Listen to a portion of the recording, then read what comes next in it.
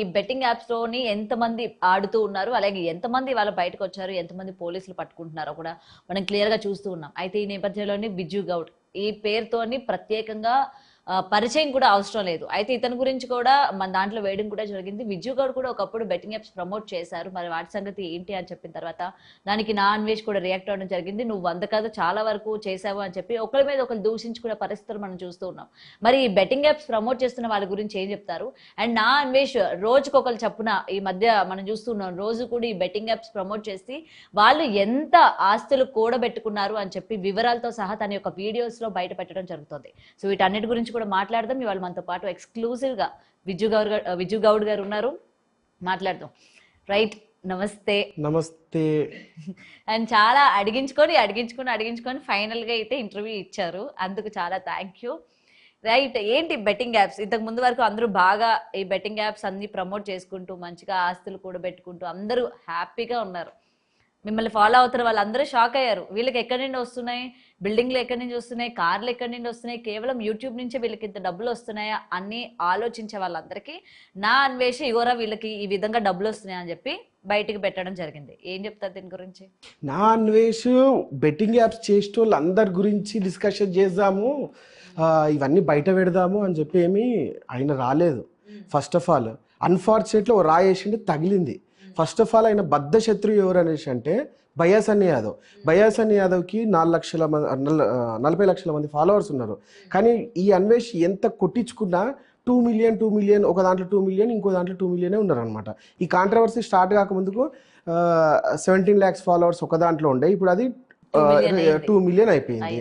So జనాలందరూ obviously జనాలు controversy చూస్తారు కాబట్టి ఆయన ప్రతి సంవత్సరము ఒక 40 రోజులు ఆయన చెప్పిండు, స్టేట్మెంట్ ఇచ్చిండు, 41 days నేను కాంట్రవర్సీ చేస్తాను అనేసి చెప్పిండు అనమాట. ఇక్కడ ముఖ్యంగా బయాసన్ని యాదవ్ మీద ఆయన ప్లాన్ ఉండే అనమాట. సో ఆయననే టార్గెట్ చేసిన. ఆయనకి ఏమన్నా తెలుసా, రానా దగ్గుపాటి, ప్రకాష్ రాజ్ లాంటి వాళ్ళు, మళ్ళీ హైదరాబాద్ మెట్రో రైల్ మీద 1xBet నడుస్తుంది, ఆయనకి ఏమన్నా తెలుసా? అన్నీ ఒక్కొక్కటి ముందుకు వస్తుంటే అందులో సజ్జనార్ సార్ లాంటి ఐపీఎస్ ఆఫీసర్ ఒక అతను ఆయన ట్విట్టర్లో ట్వీట్ చేసుకుంటూ పోవడం వల్ల ఇవన్నీ కంట్రోల్ అవ్వడం జరిగింది. ఆయనేమి దీని మీద బ్రహ్మాస్త్రం మోపేసి ఏదో జనాలందరినీ సేవ్ చేద్దామన్న ఇంటెన్షన్ కాదు. ప్రతిసారి కూడా ఇదే జరిగింది. సరే, ఇప్పుడు బెట్టింగ్ యాప్స్ ఇప్పుడు జనాలకైతే అర్థమవుతుంది, కొన్ని సిచ్యువేషన్లో కొన్ని చెప్తుంటే అర్థమవుతుంది, అవునా కాదా అనేది అర్థమవుతుంది. ఈ ఇయర్ బెట్టింగ్ యాప్స్ గురించి బయాసన్ని యాదవ్ మీదకేనే వచ్చింది టాపిక్, ఇది బెట్టింగ్ యాప్స్ చేస్తుండు అనేసి వచ్చింది. మరి లాస్ట్ ఇయర్ అనుకుంటాను, మరి లాస్ట్ ఇయర్ ఈయన అమెరికా పోయిండు అబ్బాయి. నేను బైక్ మీద అమెరికా పోయినా అని చెప్తున్నాను. ఓకే, నేను బైక్ మీద అమెరికా పోయినా అని చెప్తున్నాను. నువ్వు చదువుకున్నావు కదా, నీకేం అర్థమవుతుంది బైక్ మీద ఎట్లా పోతావు? అలా ఎలా వెళ్తారు? ఒక వ్యక్తి డ్రైవ్ చేసుకొని అంత లాంగ్ ఎట్లా పోతాడు? అసలు సముద్రం మీదకి పోతానా? ఆబ్వియస్లీ చదువుకున్నోనికి అర్థమవుతుంది. నేను ఇండియా నుంచి వెళ్ళి ఫస్ట్ ఆఫ్రికానో లేకపోతే ఇంగ్లాండో పోయినా, అక్కడి నుంచి మళ్ళీ షిప్పింగ్ చేసుకున్నా అనేది ఒక షార్ట్ వీడియోలో బయాసన్ని యాదవ్ హైదరాబాద్ నుంచి వెళ్ళి అమెరికా దాకా ఎలా పోయినానో అన్నట్టు ఒక షార్ట్ వీడియోలో చెప్తాడు. దానికి మిలియన్స్ ఆఫ్ వ్యూస్ వచ్చినాయి. అన్వేష్కి కొంచెం ఇబ్బంది అనిపించిందో కాలిందో ఏందో ఇక ఆయన లాంగ్వేజ్లో.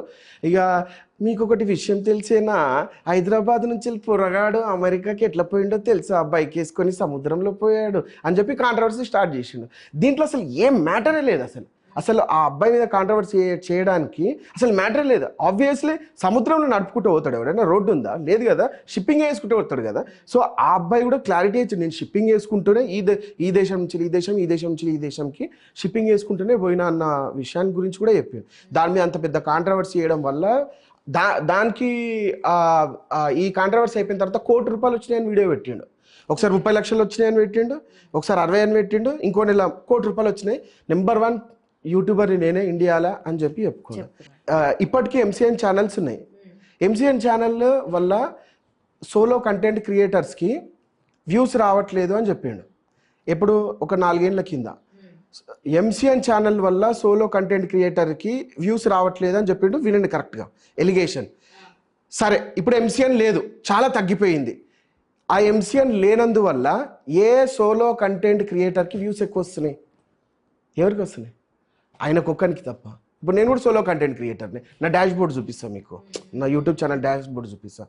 ఎవరికి వస్తలేవు, దాని మీద ఎలిగేషన్ తెచ్చి వేయడం వల్ల అది ఆయనకు వ్యూస్ వచ్చినాయి తప్పించి దాని పెద్ద ఇది జనాలు పట్టేసుకొని యూట్యూబర్లు చిన్న చిన్న యూట్యూబర్లు 200-300 ఫాలోవర్స్ ఉన్నాడు కూడా నేను యూట్యూబర్ని, నేను నాకు కూడా వ్యూస్ అందుకే వస్తలేవు అని చెప్పి #బ్యాన్ MC అను ఎంకరేజ్ సోలో కంటెంట్ క్రియేటర్లు అని చెప్పి హ్యాష్ట్యాగ్లు పెట్టుకుంటూ మొత్తానికి మొత్తం వస్తే ఈయనకు లక్షలు జనరేట్ అయింది తప్ప ఎవరికి రాలేదు. అసలు ఉమా ఏం తప్పు చేసిండు అని చెప్పి ఆయన మీద 1 సంవత్సరం ఎలిగేషన్ చేసిండు. ఇప్పుడు ఆయన అడుక్కుండు, ఆయన పెళ్ళి అయింది, నాకు డబ్బులు లేనప్పుడు అడుక్కుండు, డబ్బులు ఉన్నప్పుడు పోయి బంగారం కొనుక్కోండు. మరి నువ్వు కూడా అడుక్కున్నావు కదా, ఆఫ్రికా రైడ్ చేసేటప్పుడు, మన ఆస్ట్రేలియా రైడ్ చేసేటప్పుడు నువ్వు కూడా అడుక్కున్నావు నాకు 10 లక్షలు కావాలి అని చెప్పేసి. మీరున్నారు ఇప్పుడు, మీకు ఒక ఇన్స్టాగ్రామ్ ఛానల్ ఉంది, మీకు ఒక నీడ్ ఉంది, ఇప్పుడు ఒక 1,00,000-2 లక్షలు ఏదో ఆరోగ్యం సమస్యనో ఎక్కడికైనా వెళ్ళాలో ఏదో ఉంది, ఒక QR కోడో లేకపోతే ఫోన్పే నెంబరో పెట్టిండ్రు, మీకు నిజంగా వేస్తారా అండి డబ్బులు? వేస్తారు డయట్ ఫ్యాన్స్ ఉన్నారు మేడం, ఉంటారు, వేస్తారు. అయితే 1,00,000-2 లక్షలు జనరేట్ అయినాయి. వేస్టోళ్ళు ఎంత వేస్తారు తెలుసా? 1 rupee, 2 rupee, 5 rupee, 10 rupee, 100 rupee. ఇక మరీ బలిసినోడు 1000 రూపాయలు వేస్తాడు. ఇక మరీ డయాడ్ ఫ్యాన్ వాడు పిచ్చోడు అనుకుంటే ఒక 10,000 వేస్తాడు, అంతేనా?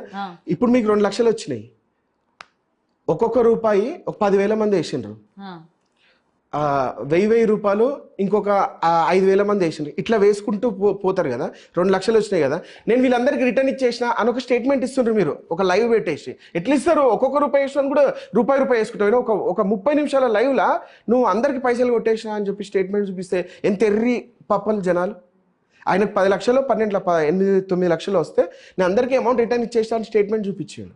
అది ఉమా వేయలేకపోయాడు, ఎందుకంటే ఉమాకు అంత నాలెడ్జ్. ఇప్పుడు ఒక తొక్కాలంటే ఈయనకు నాలెడ్జ్ ఉండాలి కదా, ఈ ఉమాకు అంత నాలెడ్జ్ లేకపోయింది.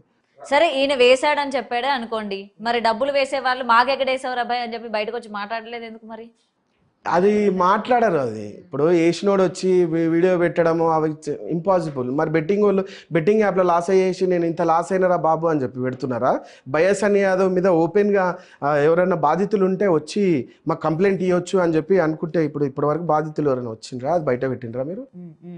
సో వేసినోడు ఎవడైనా సరే పోతే పోయినా అని ఆలోచిస్తాడు, ఒక బీర్ కాస్ట్ లేదంటే ఒక ట్రిప్ కాస్ట్, పోతే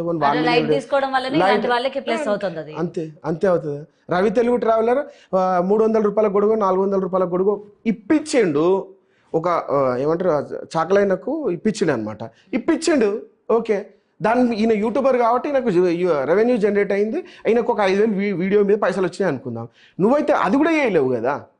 ఈయనైతే అది నువ్వు దేశాలు తిరుగుకుంటూనే ఉన్నావు కానీ నువ్వైతే అది కూడా చేయలేవు కదా, ఎందుకు ఎలిగేషన్ చేయాల్సి? దానికి కూడా ఓవర్ రియాక్ట్ అయిపోయారు జనాలు. కానీ ఒకటండి, అంత వ్యూస్ అంటే 1 మిలియన్ 2 మిలియన్ వ్యూస్ వచ్చిన తర్వాత 10 లక్షలు 15 లక్షలు వస్తుందా మీకు రెవెన్యూలో?